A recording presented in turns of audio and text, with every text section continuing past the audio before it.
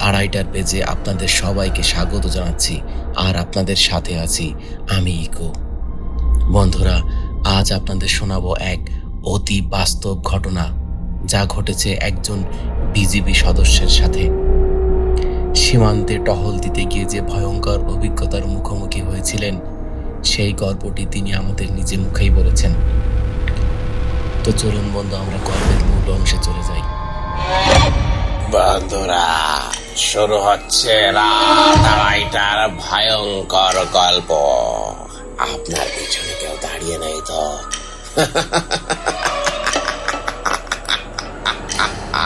তিনি বলছেন, আমার নাম জামাল, বিজিবির একজন পুরাতন সদস্য। জীবনের অর্ধেকটা সময় কাটিয়েছি এই সীমান্তের কাঁটাতারের পাশে। রাতের ডিউটি আমার কাছে নতুন কিছু নয়। যশোর সীমান্তের এই এলাকা একদমই শান্ত আর নীরব। এখানে রাতের অন্ধকারটা হয় ঘন, আর কুয়াশা নেমে এলে চারপাশটা কেমন যেন রহস্যময় লাগে। সেদিন রাত যখন প্রায় 2:30, আমার সাথে ছিল একজন নতুন সৈনিক। তার নাম হচ্ছে রনি। টর্চের আলোয় আমরা দুজন নোম্যান্স ল্যান্ডের দিকে টহল দিচ্ছিলাম। চারদিক একদম শান্ত, শুধু ঝিঝি পোকার অবিরাম ডাক আর হালকা বাতাস ছাড়া কোনো শব্দই শোনা যাচ্ছে না। হঠাৎ রনি ফিসফিস করে বলল, ভাই, কোনো শব্দ শুনছেন? আমি কান পেতে শুনলাম। প্রথমে কিছু বুঝতে পারলাম না, কিন্তু একটু পরেই মনে হলো খুব হালকা একটা কান্নার শব্দ ভেসে আসছে, যেন কোনো বাচ্চা কাঁদছে। আমি অবাক হয়ে রনিকে জিজ্ঞেস করলাম, এখানে বাচ্চা আবার কোথা থেকে আসবে? হয়তো তোর কান ভুল শুনছে। কিন্তু কান্নার শব্দটা আরো স্পষ্ট হলো। মনে হচ্ছে কাঁটাতারের ওপার থেকে, ভারতের দিক থেকে আসছে। আমরা দুজনেই টর্চ লাইট নিয়ে সেদিকে ঘোরালাম। আলোয় কিছু দেখা যাচ্ছে না, শুধু ঘন কুয়াশা আর কাটা ঝোপ। আমার অভিজ্ঞতা চোখ বুঝতে পারলো এটা সাধারণ কোনো কান্না নয়। এই কান্নায় কোনো বেদনা নেই, আছে এক অস্বাভাবিক, এক অদ্ভুত ফিসফিসানি। আমরা দুজনেই সতর্ক হয়ে দাঁড়ালাম। নিয়ম অনুযায়ী আমাদের সেখানে যাওয়া উচিত নয়, কিন্তু মনে হলো হয়তো কোনো চোরাকারবারির বাচ্চা এখানে এনে বিপদে ফেলেছে। মানুষের জীবনের ঝুঁকি উপেক্ষা করা যায় না। আমরা সাবধানে কাঁটাতারের দিকে এগিয়ে গেলাম। যত যাচ্ছি কান্নার আওয়াজটা ততই বিকৃত হচ্ছে। এটার বাচ্চার কান্নার মতো মনে হচ্ছে না।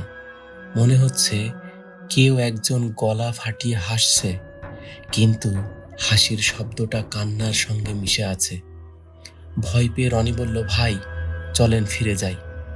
আমি ওর দিকে তাকাতেই দেখি ওর মুখটা ভয়ে কেমন যেন সাদা হয়ে গেছে। এমন সময় টর্চ লাইটটা হঠাৎ করে দপ করে জ্বলে উঠল। আমরা দেখলাম কাঁটাতারের ঠিক ওপারে একটা লম্বা কালো ছায়া দাঁড়িয়ে আছে। তার শরীরটা অস্বাভাবিক লম্বা, আর তার হাত পা অসম্ভব রকম সরু।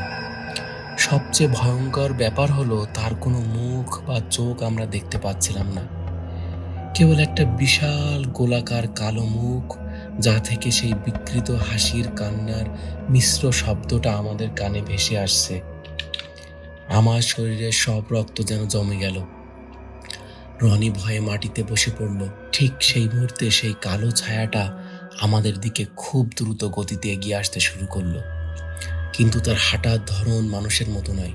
সে যেন মাটিতে গড়িয়ে গড়িয়ে আমাদের দিকে আসছে। তার শরীর থেকে একটা পচা গন্ধের মধ্যে কেমন একটা মিষ্টি মিষ্টি ভাব, যা আমাদের শ্বাস বন্ধ করে দিচ্ছিল। আমরা দুজনেই চিৎকার করে রাইফেল তাক করলাম, কিন্তু হাত কাঁপছিল। তারপরও বেশ কয়েক রাউন্ড ফায়ার করলাম। যেহেতু আমরা সৈনিক, মিনিমাম প্রতিরোধ করার মতো ক্ষমতা আমাদের ছিল। রাইফেলের গুলি তার শরীর ভেদ করে গেলেও সে থামল না। সে আমাদের কাছে যেন চলে আসছে, খুব কাছে। রনি এক পর্যায়ে জ্ঞান হারিয়ে ফেলল, আর আমি শেষবারের মতো দেখলাম সেই ছায়াটার সামনে মাটিতে পড়ে আছে একটা রক্ত মাখা পুতুল, যার চোখ দুটো জ্বলন্ত কয়লার মতো জ্বলছে। পরদিন সকালে আমাদের দলের অন্য সদস্যরা আমাদের অজ্ঞান অবস্থায় সেখানে খুঁজে পায়। আমাদের শরীর থেকে প্রচন্ড জ্বরের উত্তাপ বের হচ্ছিল, আর সবার চোখে ছিল এক ভয়। সবচেয়ে অদ্ভুত ব্যাপার হলো, সেখানে আমাদের রাইফেল আর গুলিগুলো সবই ঠিকঠাক ছিল, কিন্তু পুতুলটির কোনো চিহ্ন পাওয়া যায়নি।